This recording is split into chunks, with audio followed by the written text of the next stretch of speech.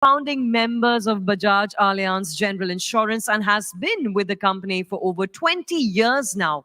In fact, as the managing director and CEO for more than a decade, he has built the organization to over 14 crore customers and a wide distribution network spanning more than 1,000 locations across the country. An avid social media influencer who has over 6.6 lakh followers on LinkedIn and recognized as LinkedIn's top voice in India for 2 consecutive years. He was also awarded CEO of the Year at IDC Future Enterprise Awards India 2023, for Excellence in Strategic Leadership Awards 2022, Economic Times Most Promising Business Leaders of Asia 23, Lifetime Achievement Award at the 25th Asia Insurance Industry Awards, and has been conferred with many such titles and accolades across the country. It's time to hear from this aspiring and very inspiring and very progressive personality, ladies and gentlemen. But before we invite him on stage, here's something that I'd like to show you. Let's watch. जिंदगी जियो ऐसे जो दूसरों के काम आए, काम ही से तो नाम हो जाए, अपना एक मकाम बन जाए. Leaders are those who not only set and achieve goals. Leaders are those who build a legacy, unique in their own way. Because leadership not just shows the right way, it is for a chosen few, a way of life.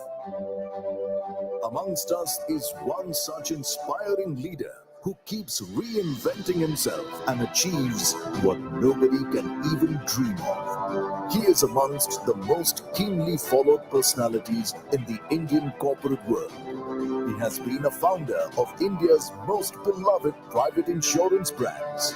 He has been at the helm of Bajaj Allianz General Insurance as MD and CEO for more than a decade. As a thought leader, he has changed the landscape of the Indian insurance industry and ushered in the era of digital transformation before anyone else could.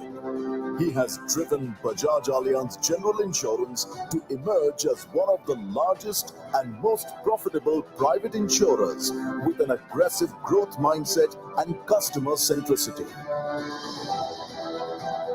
His achievements have been consistently recognized by the most prestigious forums in India and at the global stage.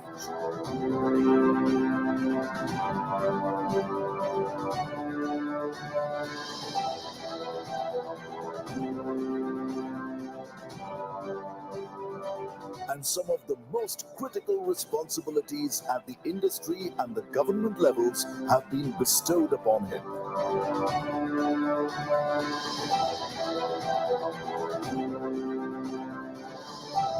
Ladies and gentlemen, join us to welcome one of the tallest leaders of the Indian corporate sector, the one and only Shri Tapan Singhel. Yes, a huge round of applause for Mr. Tapan Singhel. Welcome, sir. Welcome. Thank you. Thank you very much. Namaskar. So I don't see Rajat here, but if he was here, I would say that we do cover people in 91, 95. I think he was with the wrong people on that basis. But let's talk about today's topic. No, let's talk and let's ask some few questions to ourselves to begin with. Our country has become richer. We have become the 5th largest economy, and we are talking of becoming the 3rd largest economy. But have you noticed that we have become sadder than when we were not so rich? Have you noticed that in your own life, if I take you back 10 years back, you could actually say very happily that I was happier than what I am today. No? It is so very interesting. No? And first and foremost, I'd like to thank Indranil. No? I think to think of this topic and bring it to the forefront is very critical. And I'll talk to you why it is so critical for our country to talk about this topic in times to come. No? But I want to leave first some thoughts in your mind to get a grasp of things as to where we are today. No? We are richer, but unhappier. No? Now, if I look at some of the most successful people across the globe, and I figure out what do they do for their wellness. No, this question, and all of you answer that. I think you pick up anybody whom you admire or who you think is successful, and try to figure out in his or her lifestyle, what do they do? Across the globe, I'm not talking of India only, the first thing that you'll notice is this person talks of mindfulness. Have you noticed that? Anybody, everybody, yeah? The second thing you'll notice is that they talk of meditation. No? You notice that? Third thing you'll see, they talk of yoga. No? Across. It's so very interesting. When you look at successful people, when you look at what do they do, and you try to figure out that after all the success and achievement, what exactly do they do for well-being? Or you look at the research done by some of the big universities of the world, the Harvards, the Expo, Oxfords, and you have it all over social media. You can look into YouTube, anywhere, and figure out what do they speak about in terms of a very good, healthy living. And you'll find 3-4 things. No? Obviously, mindfulness, exercise, which is stretching, moderate exercise. They don't have intense exercise. And then you'll see a group of friends is one of the most important factor for you to have a good life, no? And then they'll talk about a moderate level of income. They say that, I think the last study I studied and saw was that if you're earning that was in US, $140,000 and above, it has no relevance on your happiness. So it's interesting. So if you put it down to Indian standards, it would be reasonably what most of us would be making. No, it will not be something that is out of reach, out of bound, or a crazy amount of wealth which is required to be happy. That is a myth which is debunked. So now let's simplify the whole thing that we're talking about. Yeah, we are talking about 3-4 things. Successful people in the world do mindfulness, meditation, yoga. They're recommended to have a circle of friends, and they're recommended, to do some annual checkups and tests. That's it. Now let me take you back in your own country. And I don't know how many of you have been to a village for quite some time. I belong to the eastern part of UP. I do go to a village sometimes. So when I remember as a growing kid, and I'd go to the village, in the village, if I would talk to anybody, they would know what a pranayam is. Phenomenal, right? In a village, every kid would know what a pranayam is. Even today, you go and talk to any kid, they can still tell you in India what pranayam is, is about yoga. They talk about that. Do you realize our country, over thousands of years, built a wellness mechanism of happy living and ingrained in the fabric of a society to the level of last mile, last kid being born in this country? Did you realize that? What an amazing country we have been in, where every kid knows what is wellness. And now you see, fast forward to today's time, how we have destroyed it systematically in our own endeavor. And today, this has become something in which you're trying to figure out what do we do to be healthy, happier, and more prosperous. Think about it. Think about our country. Think about each individual in our country. Go back some years back and figure out that when you were interacting and anybody and everybody knew what it is. When you listen and think about your grandmother or your mother, they knew what to do when you fall ill. You just heard Rajat speak about turmeric, clove for anti-inflammatory. And I don't know how many of you, when you would, after a sport event, come back injured, your mother would get turmeric milk. How many of you know? All of us. It is so phenomenal. It is so beautiful in a country where we have grown up knowing what holistic living is, ingrained in the DNA of a fabric of a society. We knew exactly what has to be done. To a place where today we stand and talk about health, wellness in a long-term basis. And today we have to think about it, Is it not so fascinating? When you put these points together from where it is, Let's look at some data points. So I thought I'd give you some thoughts to think through and think about, how when you talk of wellness long-term in any country, it has to go down to the fabric of the society, to the last mile, to the last kid in the village who knows exactly what has to be done to have a very happy, healthy life and how does it build it, and how a country has actually achieved that. It is not something which is unachievable. It is not something which cannot be done, even if we are no, 140 crore people. That is something. The first thing is the belief that what we talk about can be done is what we should start with, because it has happened in our country and now we have lost it to a large extent. It has to happen again. That's the first step. And communication is essential. And that's why in magazines like Outlook Money, people like Indranil, when they take up this cause and they put up these forums and they start talking about it, it is a start or the rolling stone for engaging conversations. Now let's talk about the problem for our society currently. No? Let's talk about what exactly is ailing currently and what should be done, has to be done, be it with the government, be it from where we look at it. So now we heard some data point statistics, so let me not repeat it, but let's look at our current society, how it is structured. When I was a kid, that time, when our parents were working or doing business, they would try to be as close to their home as possible.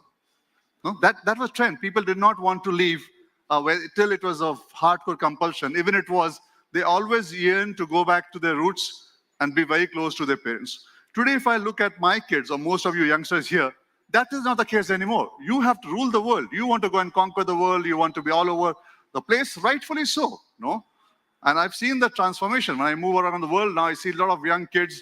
No? And look at all the global CEOs now. Most of them are Indians. No? In fact, one time I was doing a study of the top 10 Indian CEOs, looking at the market cap of the companies.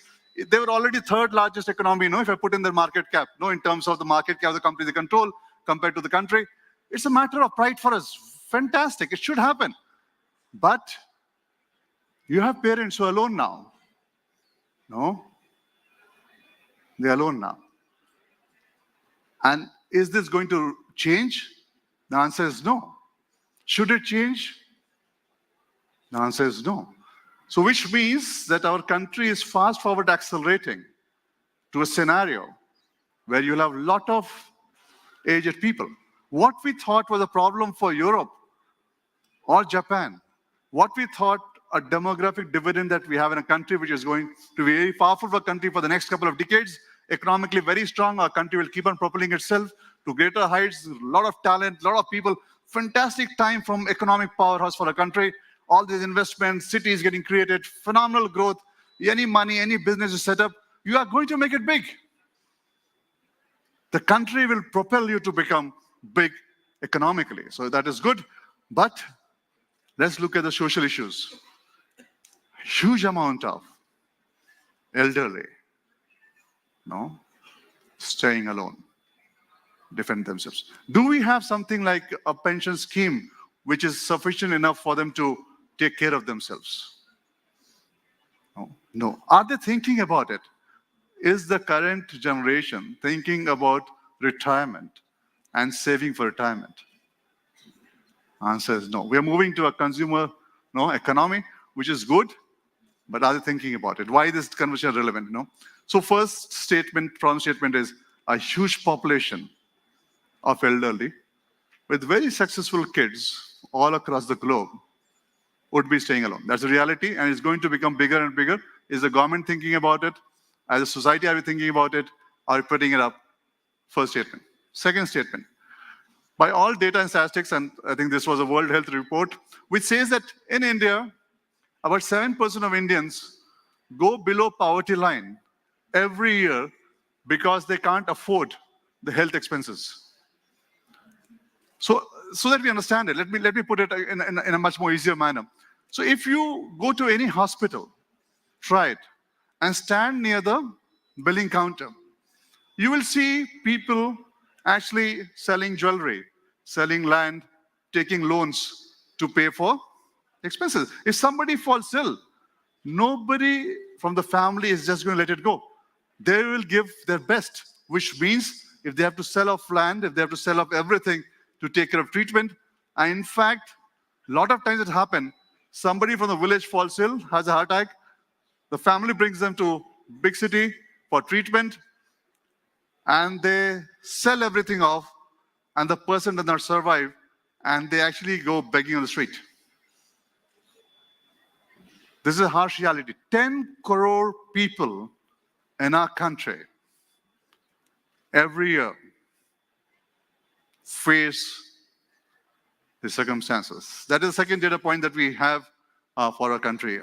The third data point, let's say if I take you back to some time, to the current level, how many of us have actually started noticing within ourselves or in nearest family and friends issues of depression and mental health? Have you noticed that suddenly? In the past 5-10 years, did you see a spurt in terms of cases of mental health? No.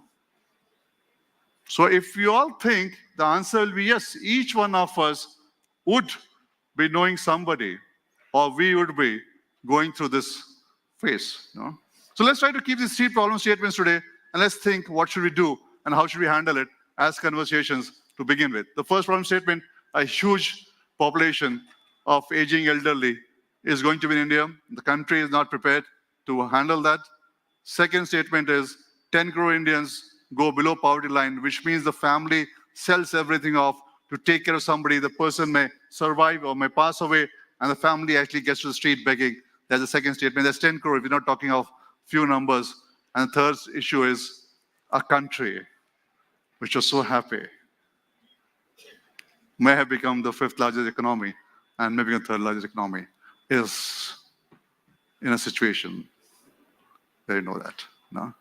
And if I take you back to my original statement in which I said that this was a country where every kid in the village, when you spoke to him or her, knew about meditation, knew about yoga, and was essentially very happy on the street. No? Now let's see how do we put these statements and how do we try and solve it and what has to be done. The first statement is the poverty part. That is pulling it down. So it's not a case of getting insurance done for all. The case is it costs the economy in terms of if you have to get 10 crore people above poverty line, it costs the economy 1.2% of GDP growth. Just this. So if we have a health for all in our country, if our country is growing at 7% and we're super excited about it, we actually will start growing at 8.2% without doing anything at all. No.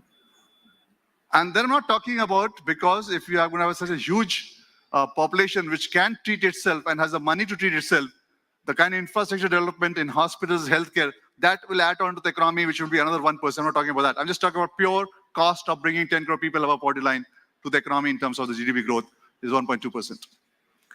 Now, this is where we have been speaking to the government on health for all. And if you look at a lot of the election manifesto this time, a lot of political parties, you'll actually find that they're talking about health for all now. No?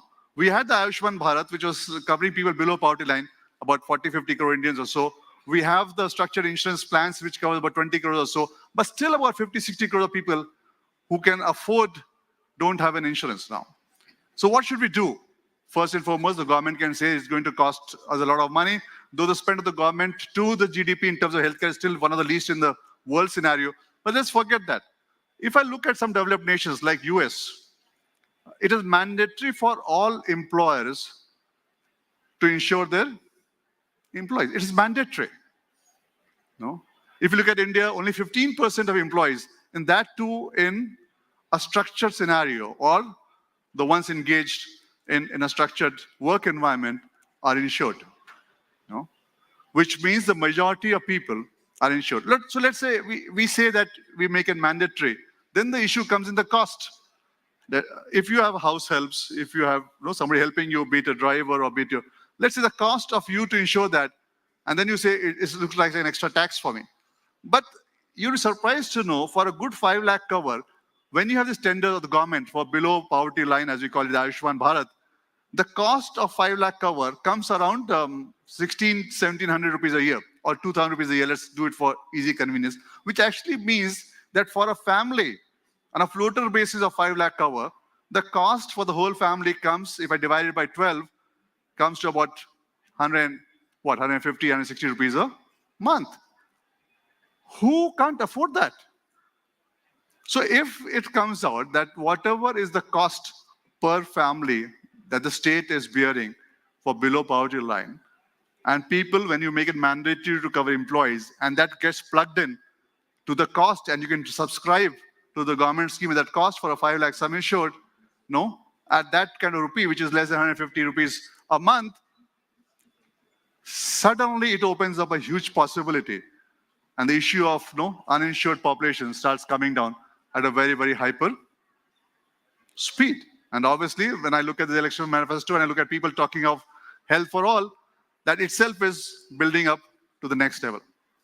Second is about the elderly part, which we spoke about. On the elderly part, if you look at, and we heard about some tech, I think as an insurer, we have been talking about creating an ecosystem to take care of elderly, and we have actually launched a product in which if something goes wrong with the elderly, and we have devices which sends out an SOS signal on its own, we actually send an ambulance, get the person picked up, take him or her to the best hospital, get them treated, even before the children or their relatives or friends are aware about.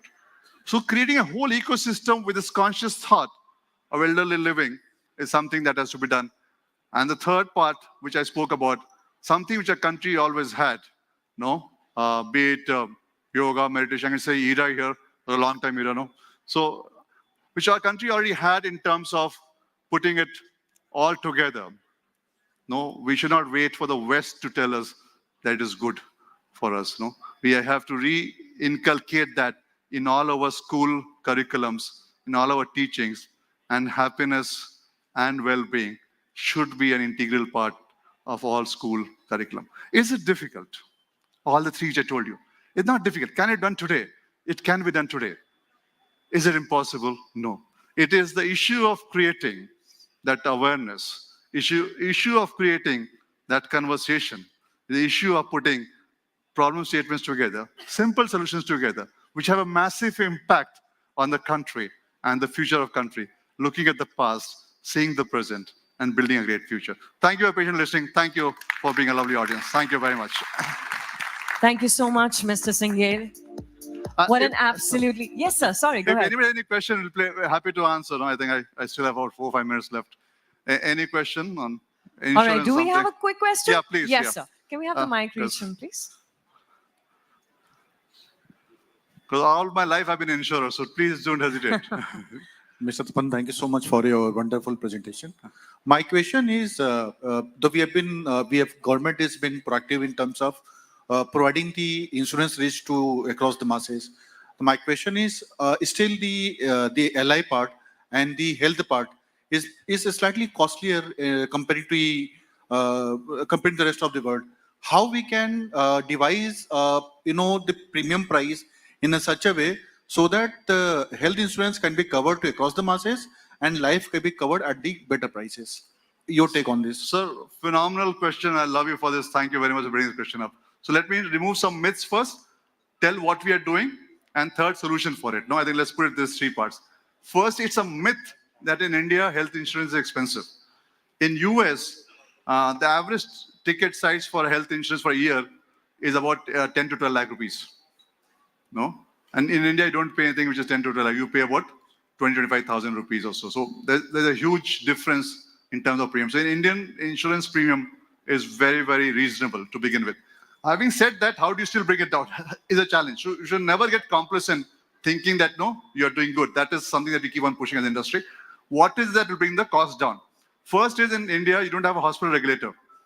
So as an industry, we took it up, and if you'll be happy to note that the finance secretary actually sent a note saying that hospital regulators should be looked into. So the government has started talking about it. No, we actually took that up. That is critical because you see the inflation in India on the health cost about 14 to 15% every year. So let's say in 3 years back, the cost to today's cost, which actually has moved up, by 60, 70%. So it moves at a very hyper speed. So there has to be a regulation in place because it's a very essential subject. And I'm very happy that after years of conversation, we saw a note from the finance secretary to the health ministry stating that we have to look into hospital regulator. That's the first thing. The second thing which comes to, as I mentioned to you, when you do a massive health for all, the premium, which typically, and luckily I have some friends who are very good in selling health, the premium which typically costs about 20,000 rupees a year is actually 2,000 rupees a year when you do on a mass basis. The government schemes, as I told you, on the basis. So what I was mentioning was open another scheme for the general public. Like I said, make it mandatory for employer to insure every employee. And then for 2,000 rupees a year, you're getting a 5 lakh cover, which is spread across the family. Now, you can't be more reasonable than that. It's costing you less than 160, 170 rupees. So it's doable today, right now. So today, if the announcement comes, by tomorrow, you actually can plug and play and deliver at a very hyper low cost. Third is frauds. It's actually a phenomenal problem if I look at healthcare fraud which happens, And to give you an idea, softer fraud and the more difficult one. The softer fraud is you go to any hospital, some of them are fair, some of them, you tell them you're insured, you actually have a billing which is 20-30% more than if you say uninsured, That's a softer fraud. I use the word fraud because you're actually charging more for the same treatment just for insured and uninsured. It cannot be different, It has to be the same. That pushes your cost up because insurance is what? Collection of money from many to pay to a few.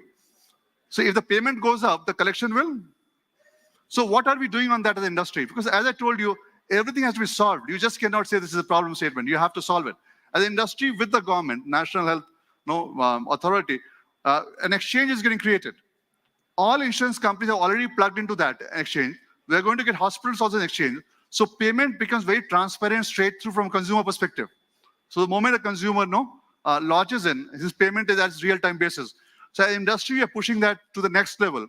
Now, when that happens, and it's all on a very clear, transparent basis, then most of this hyper or softer frauds and the bigger frauds, which are real frauds also, will start getting. So if that will still bring down the cost by about 25-30% in the current scenario as it is. So when you put these three things together, and that's why I gave you this comfort that as an industry, we are pushing it very, very aggressively on all the three fronts to ensure that for citizens of our country, they're able to provide health insurance at the very, very reasonable cost and at the highest efficiency possible. So thank you for your question. A wonderful question. Thank you very much. Thank you so much, sir. All right, should we take one final question? Yeah. All right, so Yes, from you, and then we'll close because I'm we'll sure just take Mr. this Singhel. one and I'll try to answer in a short while. Very All good, right, yes. sure, sir. Yeah. Go ahead. Yes, go ahead, sir, please. You have to use the mic, sir. So, sorry. Yesterday, one company got listed by the name Medi Assist. Yeah. What is their job? Okay. What exactly the 3 points you mentioned? Yeah. And in their highlight, they mentioned that last year, they have returned to the insurance companies a sum of rupees 533 crore, which was the excess charge by the doctors from the patients who are covered under health insurance. Now, this kind of a situation, scenario, which you expounded, is coming to find a solution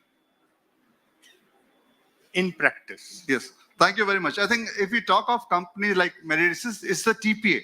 Yeah. They are third-party administrators. So Correct. what actually happened was they are by regulators, a regulation license given to entities to be able to serve customers as an intermediary between insurance company and the customer. And they have a network of hospitals with which they tie up.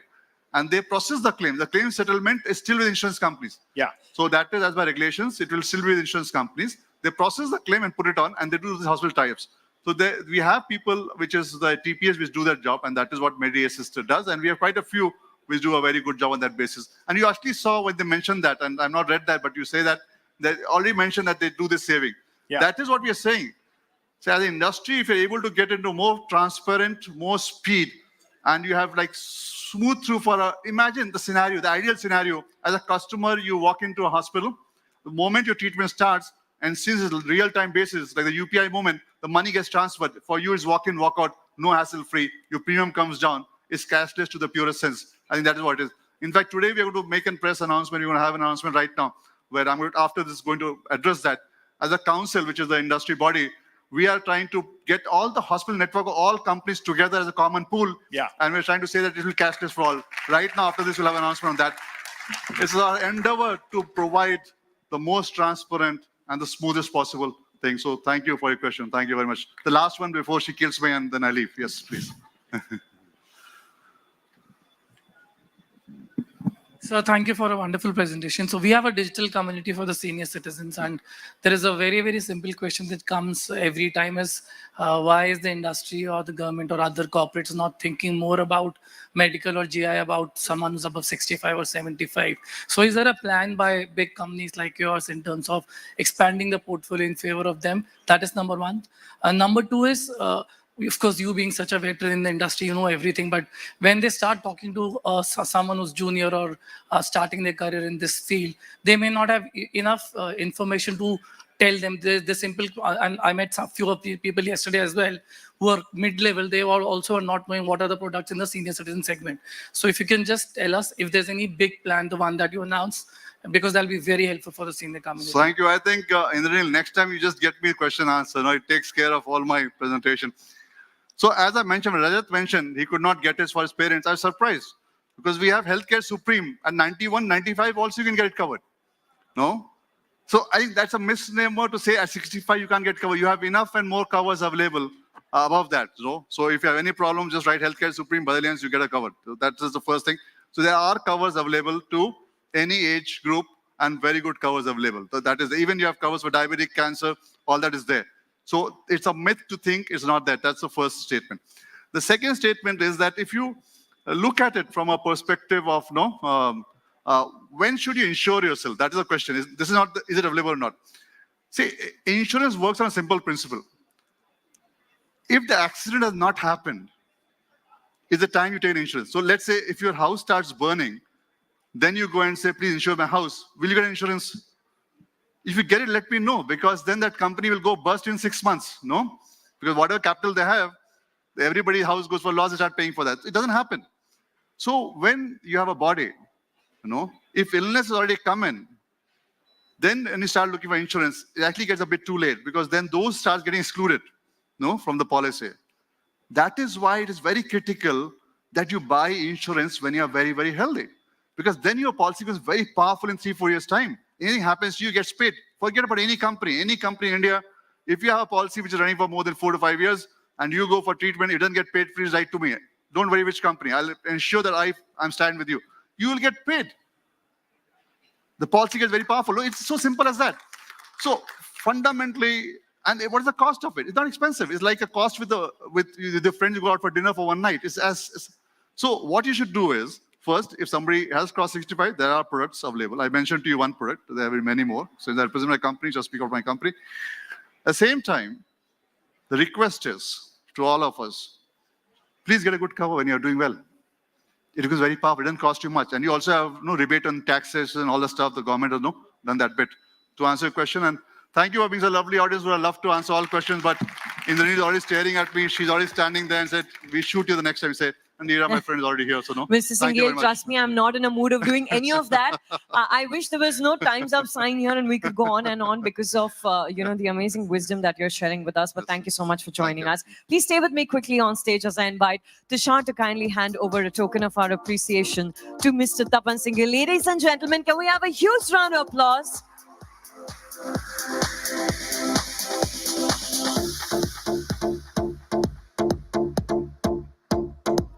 Thank you once again, sir. Thank you. That's a lovely idea, right? Well, Team Outlook. There you go. First-hand feedback on stage.